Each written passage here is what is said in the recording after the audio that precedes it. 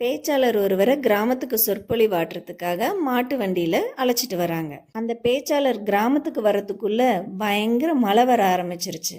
அங்க வர வேண்டிய ஆயிரக்கணக்கான மக்கள் வரவே இல்லை. அந்த பேச்சாளருக்கு என்ன பண்றதுன்னு தெரியாம அந்த மாட்டு வண்டிக்காரர்கிட்டயே கேக்குறாரு.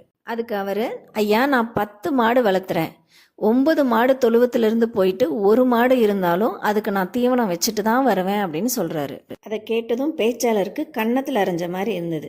சரி, வந்த வேலையை பார்ப்போன்னு அவரோட சொற்பொழிவை முடிக்கிறாரு. சொற்பொழிவு எப்படி இருந்ததுன்னு அந்த மாட்டு வண்டிக்காரர்கிட்டயே கேட்குறாரு. அதுக்கு அந்த மாட்டு வண்டிக்காரரு, ஐயா, நான் மாட்டு வண்டிக்காரன், எனக்கு அதெல்லாம் தெரியாது. ஆனால் தொழுவத்தில் 1 மாடு இருந்ததுன்னா அந்த 1 மாட்டுக்கான தீனியை தான் நான் வச்சுட்டு வருவேன். 10 மாட்டுக்கான தீனியை அந்த ஒரே மாட்டுக்கு வச்சுட்டு வர மாட்டேன் அப்படின்னு சொன்னார். இப்படி தான் நம்மள பல பேர் எதிரில் இருக்கவங்களுக்கு புரியுதா புரியலையான்னு தெரிஞ்சுக்காமலேயே நம்மளுடைய அறிவு முத்துக்களை குப்பையில் கொட்டிட்டு வரோம்.